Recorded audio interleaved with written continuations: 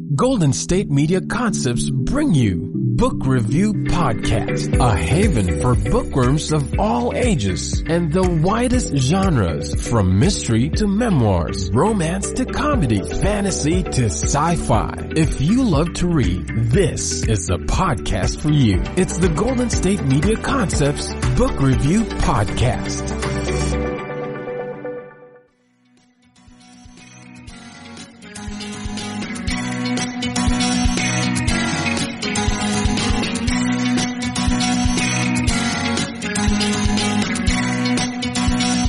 Hello and welcome to the GSMC Book Review Podcast, brought to you by the GSMC Podcast Network. I am your host, Sarah, and I am so happy to be with you for this interview Tuesday. It is an appropriate interview for this week since it is Halloween on Thursday, and one of the books that I'm speaking about, yes, this interview involves two books by this fabulous author. One of the books is called the Hocus Pocus Magic Shop, and while it's not about Halloween per se, it is about magic and witches, and it takes place September and October, right during, Halloween and Samhain. So it is a very appropriate book for this week. So I am speaking, as I said, with, did I say her name? That's terrible. 2 minutes in, not even 2 minutes in, I can't remember things.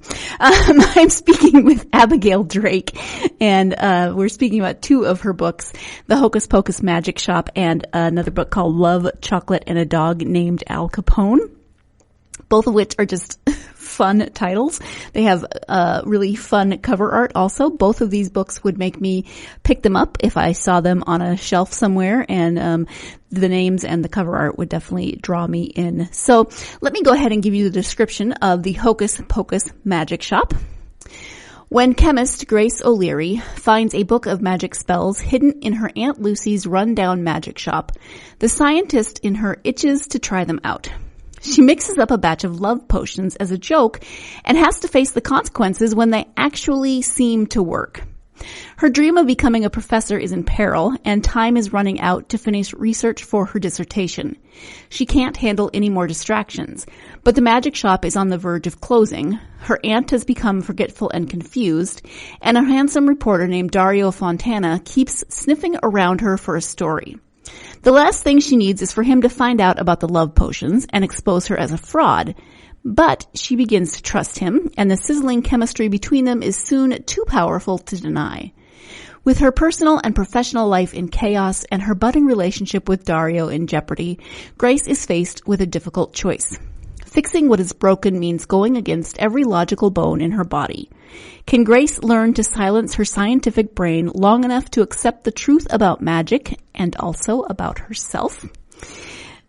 That is, again, the description of the Hocus Pocus Magic Shop by Abigail Drake. This is actually the second in a series, the South Side Stories, but can definitely very easily be read as a standalone. I have read it as a standalone, so I know of what I speak. After reading this, though, I want to go back and read the first one, which is called The Enchanted Cafe? The Enchanted Garden Cafe, I think is what it is. I apologize if I got that wrong. And it's just a series of stories taking place in this same neighborhood. And there are so many wonderful characters in this book that I can imagine a lot of different directions that Abigail could go with the next several stories, and we talk a little bit about that, and there's a character in here that is possibly going to get her own story, and I'm very excited about that. So that is the Hocus Pocus Magic Shop. As I said, we talk about two books, and I will read you the description of the second book a little later as we go through a little closer to when we actually talk about it in the interview, so that it'll be fresher in your mind. Not because you're forgetful, but I'm feeling very forgetful today, so I'm projecting that onto you. Let's go ahead and get to that interview with Abigail Drake. Our first book is The Hocus Pocus Magic Shop, and then later we'll be talking about Love, Chocolate, and a Dog Named Al Capone. Hi, Abigail. Welcome to the podcast. I'm happy to be here, Sarah. I am happy to have you here, and I'm so excited to talk about two of your recent books. Before we get to the books, though, if you could just share a little bit about yourself, that would be great. Well, I live in Beaver, Pennsylvania, which is in Beaver County, next to the Beaver River, and it's also near Big Beaver, Little Beaver, Western Beaver. There wasn't a lot of originality in naming these places, I guess. But I have 3 sons who are all grown up and a dog who is still at home, and he makes very poor decisions, so he keeps me very busy. Yes, and we are going to talk about the dog a little bit later. Yes. But let's start with, since it's October, let's start with the more Halloween-feeling book, and that's the Hocus Pocus Magic Shop. Can you talk a little bit about the story? Well, it's the story of a woman named Grace O'Leary, who is a PhD candidate for chemistry, and she discovers that she has a talent for mixing up love potions that actually seem to work. Yes, and what was your inspiration for this particular story? Well, there's an area, I live near Pittsburgh, and there's an area near Pittsburgh, Pennsylvania, not California. I used to live near Pittsburgh, California, so I thought I better clarify. But there's an area in Pittsburgh called the South Side, and it's sort of this funky, eclectic, hippie area where there are 5-star restaurants, and then there are, like, reflexology shops and just all kinds of different things right next to each other. One time when I was there, I was walking down the street behind 5 nuns who were all in their habits, and next to them was a man dressed entirely in gold lame with a net shirt, like it was fishnet t-shirt and a turban. So you just don't know what you're going to see there, and I love this part of the city. I find it so inspiring. So originally I set the first book in the series there. It's called The Enchanted Garden Cafe, and now I'm working my way through different made-up shops in the South Side, and the second one is the Hocus Pocus Magic Shop. And actually, thank you for that, because I was thinking as I was reading this, why Pittsburgh? You know, it just doesn't strike me as like a terribly magical place.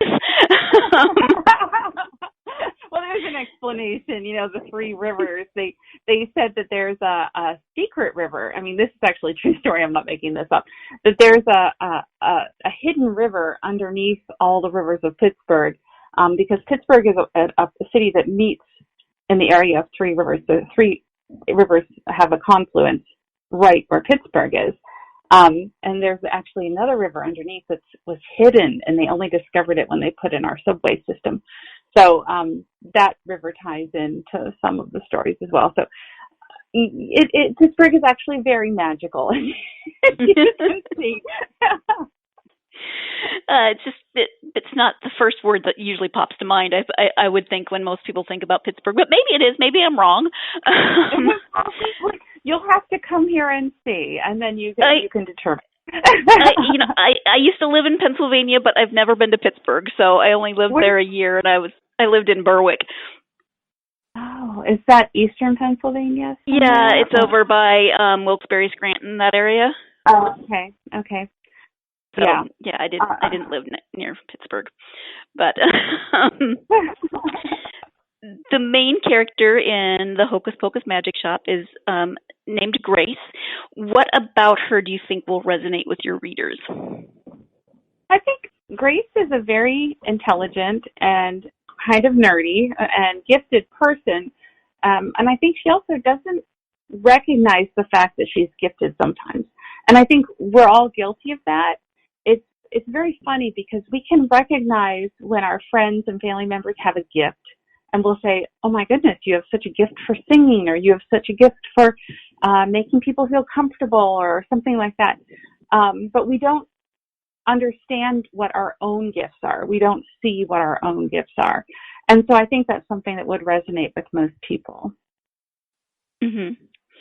Yeah, and as you mentioned, this is the second book in the South Side stories. It can definitely be read as a standalone novel, which is great. But how many books do you envision for the series?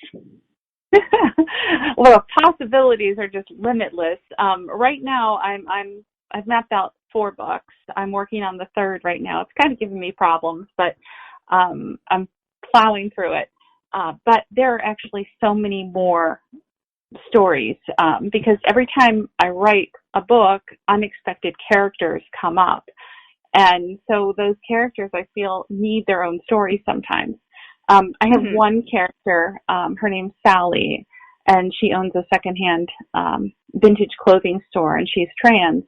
And everyone is saying Sally needs her own story. So eventually Sally's going to have her own story. It wasn't in the original plan because she started out as kind of a minor character, but then became such a major character as the series went on. So, she's going to get her own series too. That's going to be future.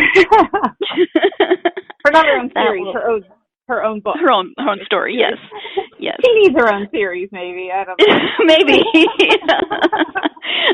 Yes, you could have a whole series set in her secondhand store, and she could use her magical abilities to clothe people in the proper attire. Yeah, and that's exactly it. You've gotten the gist of the whole series. In each series, the character has, it's magical realism. So there's a hint of something magical. In the first book, the character was a baker in the Enchanted Garden Cafe. And the magical element was actually the fountain in their back garden of their coffee shop. In the second book, Hocus Pocus, it's the ability to mix love potions. And so in each one, there's a subtle kind of magic that you're not sure if it's truly magic or not, but there's a hint of it. So I enjoy the whole idea of magical realism because I think there really is a lot of magic in everyday things. And I enjoy putting that in my stories. Seriously, how fun does this book sound? We are going to take our first break of the podcast. And when we come back, we'll be talking more about the Hocus Pocus Magic Shop, specifically the chemistry aspect of the book.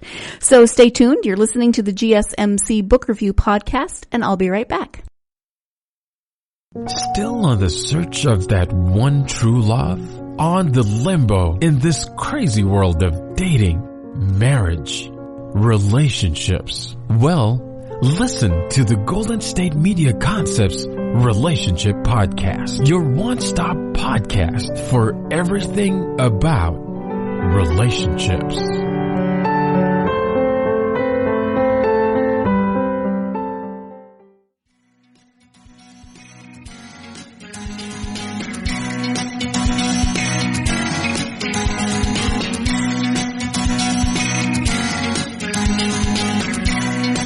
Welcome back to the GSMC Book Review Podcast. I am speaking today with Abigail Drake about 2 of her new novels. We're currently talking about the Hocus Pocus Magic Shop, and we've talked a little bit about the magic. Now we're going to talk about the chemistry. Yeah. There's magic, there's also chemistry. So are you a chemist, or did you have to research that part of the book? Oh, I researched so much because I am not a chemist. But I have 3 sons, and one of them is a teaching assistant. He's a senior in college, and he's a teaching assistant in organic chemistry.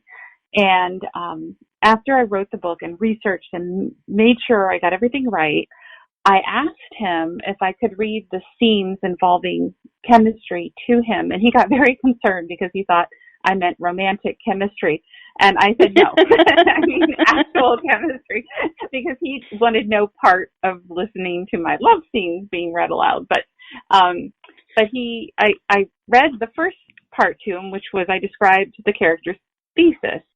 And he listened, and he got this very odd look on his face of both sort of surprise and horror, because he said, that makes sense. It's absolutely right.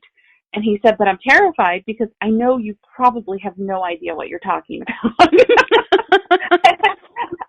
I said, does that matter? As long as I've got the science right. And right. So it is scary how much you can learn by Googling. But in addition to my reluctant child, who I made double check things, I had a science sensitivity reader for my book. My friend is she's an editor for science papers and science books. So she read it just to make sure I didn't totally mess something up. And she was pleasantly surprised too. So I scored good points with both of them. But I by the way, I also had 2 additional sensitivity readers for this book. I try to incorporate them anytime I feel they're needed. But this book, I had one she's a witch.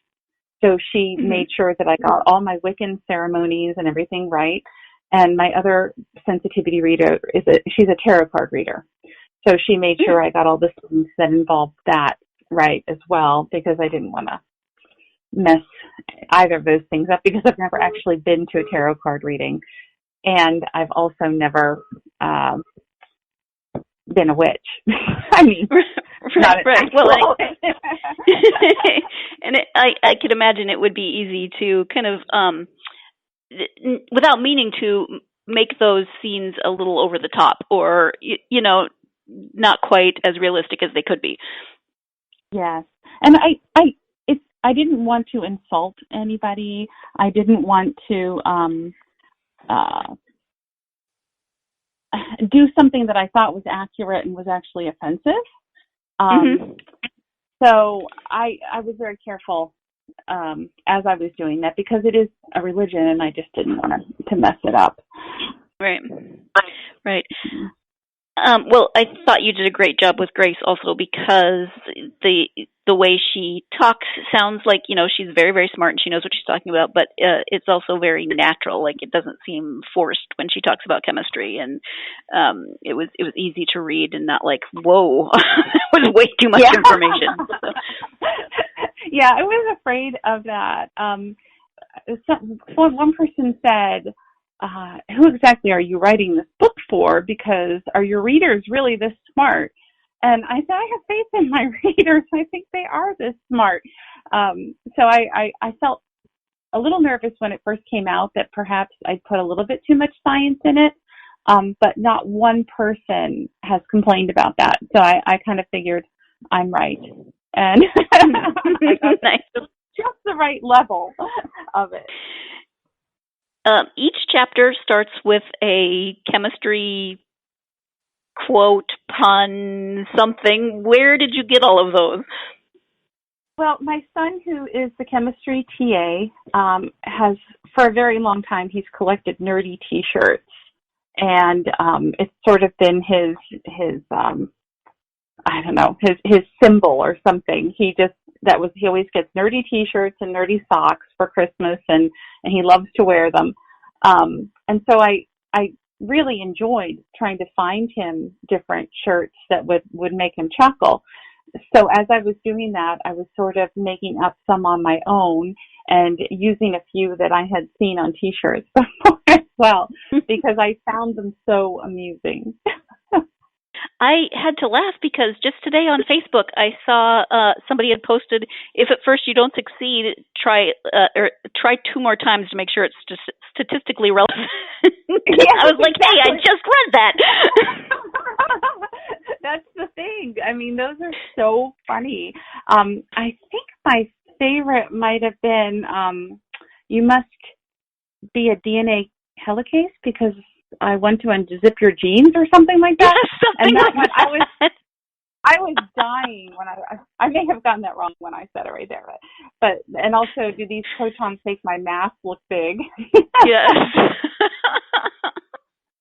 There were some very good ones in there. And some of them that I was like, I have to think a little bit about that one. Now, I can't guarantee I would wear all of them on a T-shirt, but there were several of the chapter openers that I would consider wearing on a T-shirt. I'm not great at science, but I am a fan of wordplay. So, yeah, I would wear a nerdy chemistry shirt.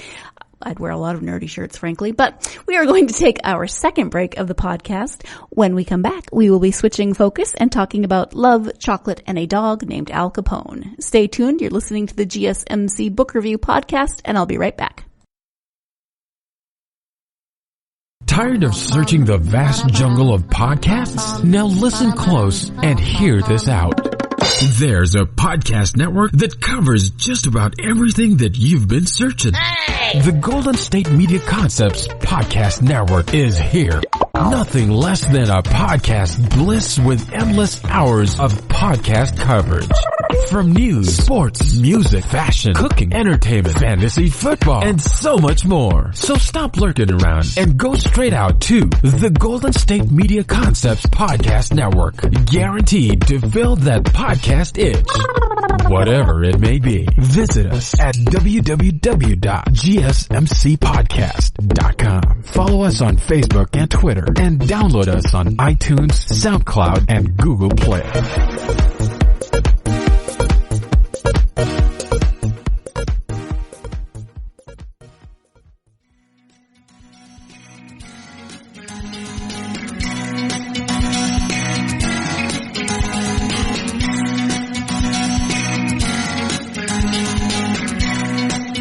Welcome back to the GSMC Book Review Podcast. I am speaking today with author Abigail Drake. We have been talking about the Hocus Pocus magic shop, but as I said before the break, we are now going to turn our attention to Love, Chocolate, and a Dog Named Al Capone. First of all, the title itself is fabulous.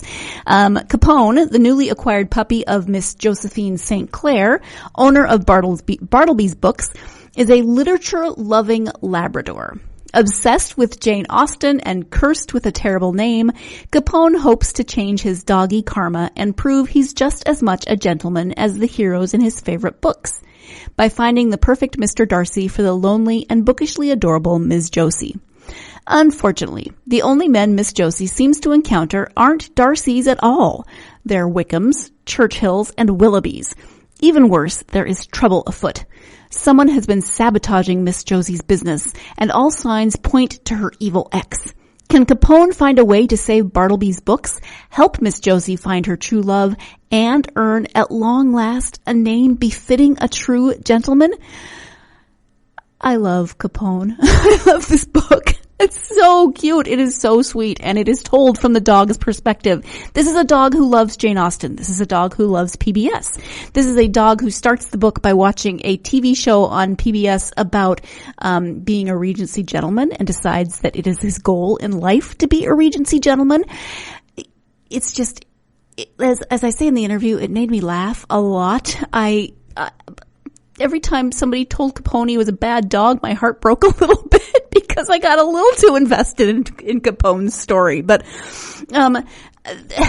seriously, it's got books, it's got Jane Austen, it's got an adorable dog, it's got romance, it's got mystery, it's got humor. Yeah, so much fun. I enjoyed this book so much I can't even tell you. So yes, loved it. And I'm going to stop yammering about my love for Capone and let Abigail talk about the book and the real life Capone. Well, on a different note, the second book we're talking about today is called Love, Chocolate, and a Dog Named Al Capone, which I don't even know that you need to describe it. Maybe you should unpack the title a little bit. Plus, on the cover it says Pride, Prejudice, and Puppies, which is great alliteration. And so let's talk about that one. Well, this book happened by accident, as most of my books do. I have a black lab, and his name is Capone. That's his actual name. And he makes a lot of very bad choices, poor decisions. I think he's like a typical lab in many ways, but sort of worse. Like every lab you've ever met times two. He's sitting here right now acting like an angel, but this is not the normal situation. But, so when I first got him, it was the first pet we'd ever had as a family. And he's 5 years old now. But when we first got him, I have nieces who live very far away. They live in Istanbul, Turkey. My husband's from Istanbul. And when we got the puppy, they were so excited, but they wanted to see pictures of the puppy every single day.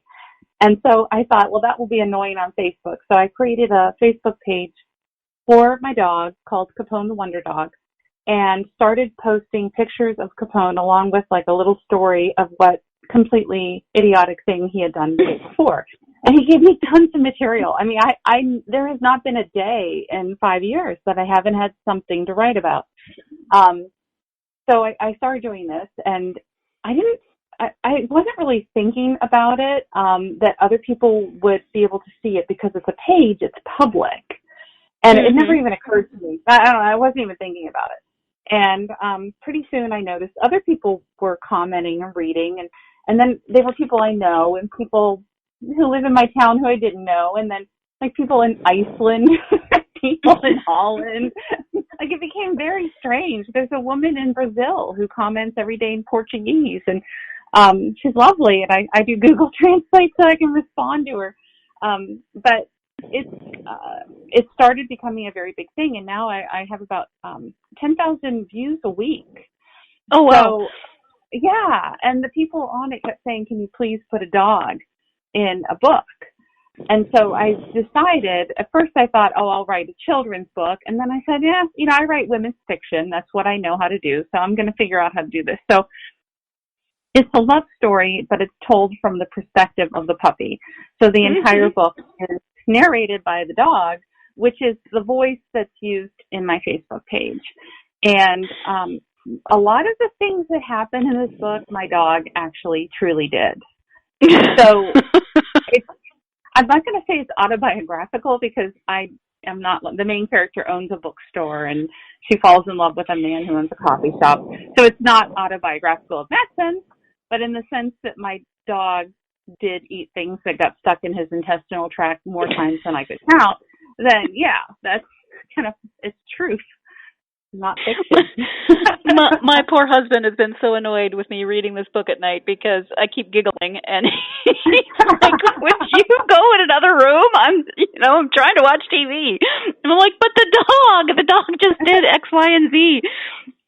I love that it's told from Capone's point of view. Oh, thank you very much. That was another thing that I wasn't sure how people were going to take it.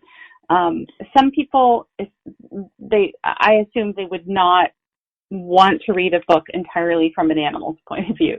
But then someone else said, The Art of Racing in the Rain just came out. It's the same kind of idea. So it is something that a lot of people understand and like. And so far I've gotten some really positive responses from it, and so I'm very happy about that. And not just from, like my cousins and my family. Right. It's also from people I don't know. So the people who don't read his page, because I figured the people who read his page would understand and they would get into it. But the people who don't read his page, that was kind of the wild card. I wasn't sure if they would get it, but they do. Yeah, and I mean, like you said, it says Pride, Prejudice, and Puppies on the front, and so Capone, oh my God, I could talk to you for like 4 hours about Capone, but I'm going to try to hold myself back. I love that he watches a PBS special at the beginning, and so he wants to be a gentleman, and then he wants to be Mr. Darcy. I mean, yes. He's a very literary dog. Yes, he is. He is. I imagine that's how he thinks. Well, not really. He actually only thinks of food and when can I have food next, and yes, that's about all he thinks about. But I like to imagine that he has much deeper and more profound thoughts than he actually does. Right. But just, I have two dogs as well, and so I keep thinking of what their inner voices. Well, what is not in this book? In August, which was exactly 2 months before the book came out, I live in the countryside, and I often walk Capone in a meadow, and we usually go out at sunrise. And there is a cornfield in the meadow. My cousin actually owns the meadow, and she grows corn for the deer. But Capone discovered he has a taste for corn, and unbeknownst to me, when he was running around, he was sneaking into the corn and stealing corn, which it is the number one cause of obstruction in dogs. I did not know Yes. this. It was a rookie mistake here. I didn't know he was eating it, number one. And when I figured it out, I kept him away from the corn, but it was already too late. He had to have emergency abdominal surgery to remove the 5 corn cobs that were stuck in his stomach. 5. Jeez. His stomach was twisted. His intestines were twisted. I mean, the dog came very close to dying. It was horrible. But his the people on his Facebook page were so incredibly kind. I mean, he was getting gifts and cards every single day. It was so nice. And they were sending wine for me, which was like even better. Yeah. Yeah, oh, that's so sweet. Yeah. That's very, very sweet. But maybe we should talk about the humans in the book, though, I suppose. Oh, I guess so. Yeah, they do play a minor role. So it is a bit of a Pride and Prejudice type love story between, as you said, the owner of a bookstore and the owner of a coffee shop. Can you talk a little bit about that relationship? Well, I loved the idea of the dog trying to set up his owner, who he loves, trying to find a Mr. Darcy for her. And I love the idea that a dog would see things very differently, because Capone loves everybody. And so, like, the dog trainer, he was obsessed with his dog trainer because Capone needed a lot of training, like more training than any other dog I've ever heard of. And he still isn't really trained, but that's okay. That's thousands of dollars well spent. I thought it would be fun. I live in Beaver. That's where the book is set. And it's a small little town where everybody knows everybody and we're all so interconnected. And I loved using this town as a setting. And I loved having introducing the characters and their pets through the dog's eyes. So that was fun. Mm-hmm. But the main character, Josie, owns a bookstore, and she's a shy woman who's had a lot of loss in her life. She lost her parents, and then her long boyfriend, she found out he was married, so she's been going through a rough time. And Capone sees that and tries to help her. And fortunately, there's a very hot guy living next door who owns a coffee shop, so that all works out just perfectly. As it should, yes. So how about research for this book? What did you work? Obviously, Capone is your source material, but yes, actually, the dog, yeah. But there was actually research that went into this book too, because the main character Josie owns a bookstore, and it's a rare bookstore, which I don't really know very much about. I know about books, but I don't know about rare books. And something happened in Pittsburgh that inspired the plot, one of the plot lines in Love, Chocolate, and a Dog Named Al Capone. There's a big library in Pittsburgh called the Carnegie Library, and they discovered that one of the people who was managing the Carnegie Library was stealing books and stealing pages from books. And as he walked home, there's a bookshop across the street from the library called Caliban's. And he was walking home and dropping off these things at Caliban's bookstore, and they were selling them on the black market for rare books or whatever. So he basically destroyed so many books in this library, and he did it in order to finance the private education of his children. So because he wanted them to go to private school, I guess that was the gist of it. But wow, I found it so sneaky, and so then I never realized, like, what if you have this book that's a treasure and it's an old book, that if you take out a page, you've ruined the book. Like, it's kind of like when you get a collectible superhero character in a box. If you open the box, it's gone, it's done. Same thing, I think. So anyway, it was fun to research all about rare books and how they're handled and where they're kept, and the prices that some books were sold for and things like that. So I found it really fascinating. It was a fun kind of research for me. It was much more fun than researching chemistry. I can imagine, yeah. It was in my wheelhouse a little bit. Yes, did you have to research coffee, or are you just a coffee connoisseur? Oh, goodness, no. Yeah, I'm addicted to coffee. That's not a problem. No, not a problem. So when did you actually start writing? Is it something that you've always wanted to do, or how did that come about? Well, Actually, I majored in Japanese and international economics in college. I have a minor in Asian studies. Well, it's called a certificate in Asian studies, but it's a minor. And I spent the first decade of my career working in import-export. I lived abroad for 6 years, and I worked for international trading companies. Well, the first year I worked in Japan, I taught, and then after that I worked in trading companies.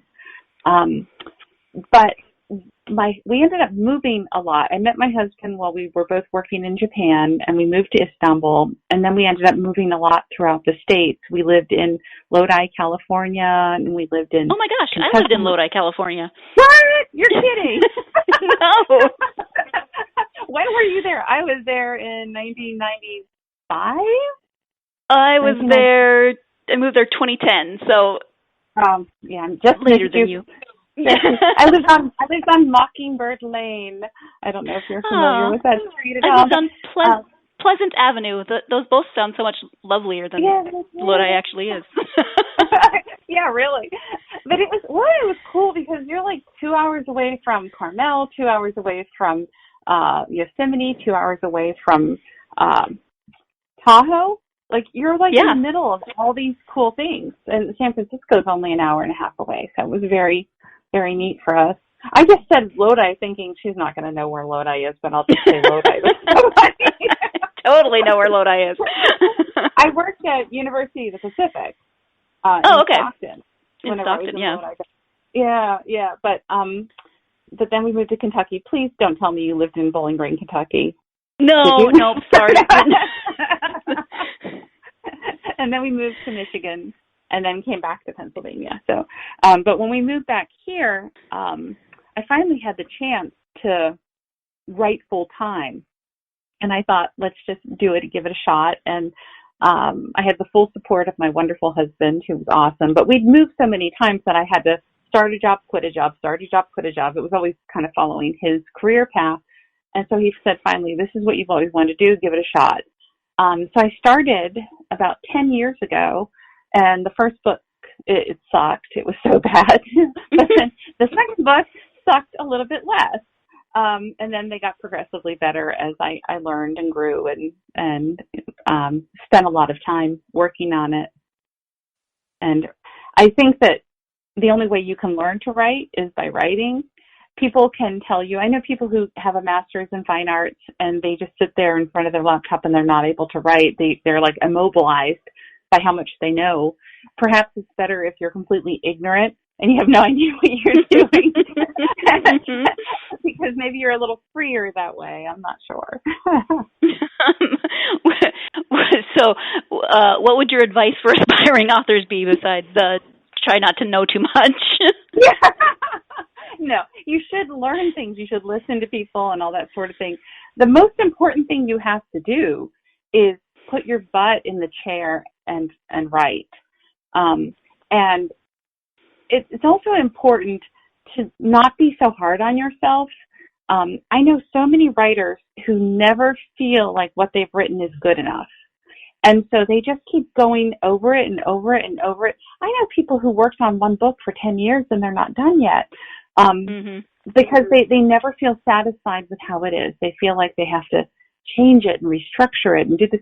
There is no single right way to write any story. There's no way that's 100% right, and there's no way that's 100% wrong.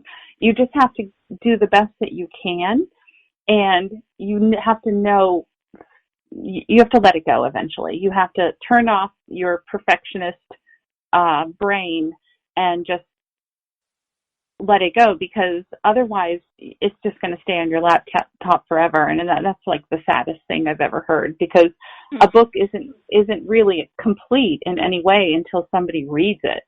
I feel like it's one thing, there's a joy in writing it, but there's another kind of joy when somebody reads it and enjoys your book.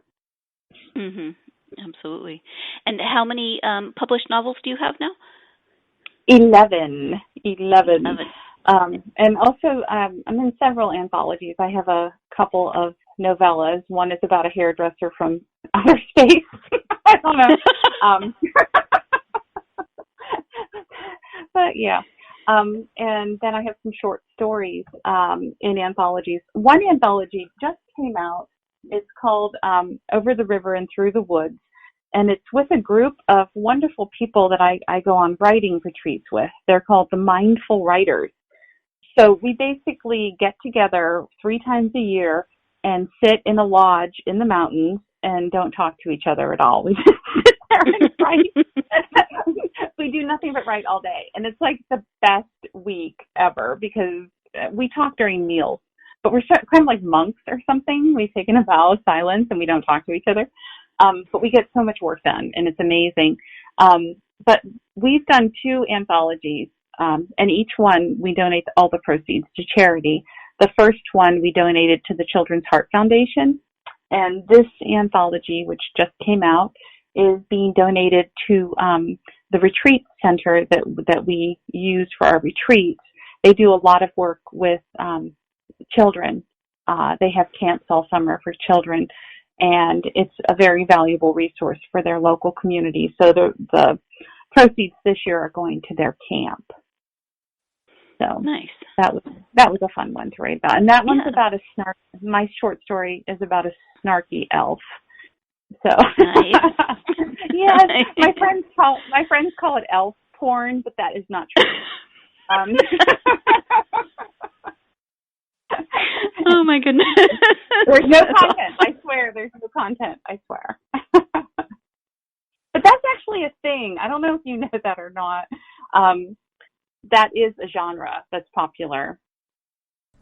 Yeah, so it's a genre, and that is the end of our interview, but not intentionally. No, I did not just randomly end on talking about elf porn, although it is kind of funny the way that worked out. We had extremely high winds here over the weekend, and the internet was knocked out for many hours throughout the weekend, throughout the day. Finally came back sometime Monday morning. So, yeah, we were talking, and then all of a sudden the internet connection went out, and we didn't have a way to continue the conversation and continue recording. So we were chatting back and forth via Instagram. Well, first of all, Abigail said she broke my recording process by the conversation, which I thought was hilarious. But then I said, so is there anything else that you wanted to add? You know, cause I didn't get to the question of, we've talked about all these things. What else do you want to add? So she didn't have anything else to add, but we also didn't get to the part where we talk about how you can find her on the internet. So I can do that for you. Her website is easy enough. It is abigaildrake.com, and that is spelled how you would think it would be spelled, ABIGAILDRAKE, abigaildrake.com. You can find her on Facebook at Abigail Drake Writer, on Twitter at Drake Abigail, and Capone. You can follow Capone on Instagram and on Facebook. It is just, if you just look up Capone the Wonder Dog, you will find him, and I am following him because I am a Capone fan. He is my new imaginary, best literary puppy friend.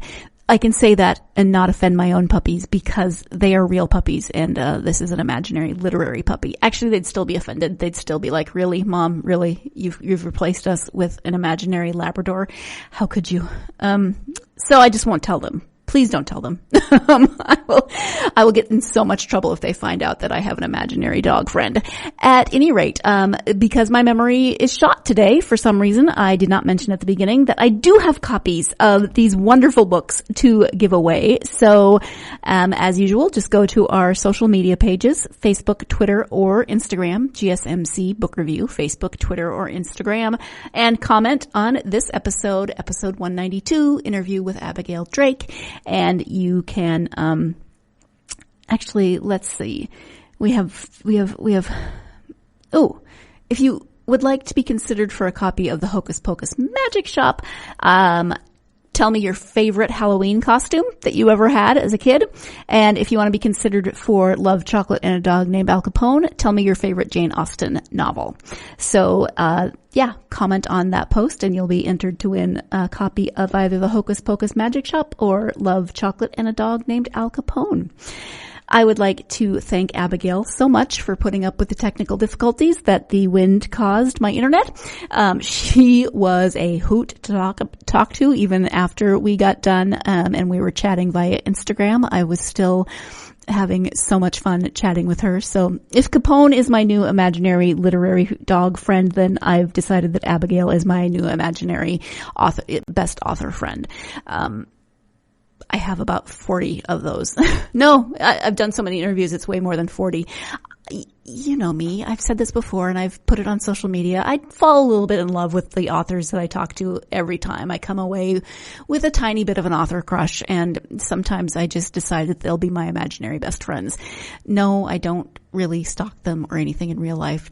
Don't worry, I don't take my obsession that far. I just enjoy chatting with authors. So before I freak you out more and you decide that I need therapy, I'm going to wrap this episode up. Thank you, as always, for joining me for the GSMC Book Review podcast. Please join me again on Friday when I will be speaking to Edward Willett about his new book, Master of the World. It is the second in the World Shapers series, and it is also a lot of fun. We'll be turning our attention to fantasy and science fiction on Friday, so join me for that. In the meantime, happy Halloween. Hope you have a wonderful week, and I hope you find time to get yourself lost in a good book. Thanks. You've been listening to the Golden State Media Concepts Book Review Podcast, part of the Golden State Media Concepts Podcast Network.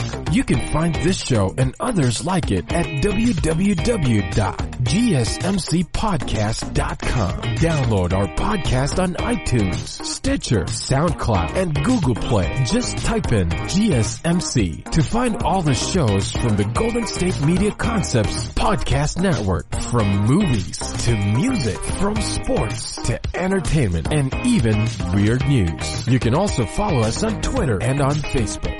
Thank you, and we hope you have enjoyed today's program.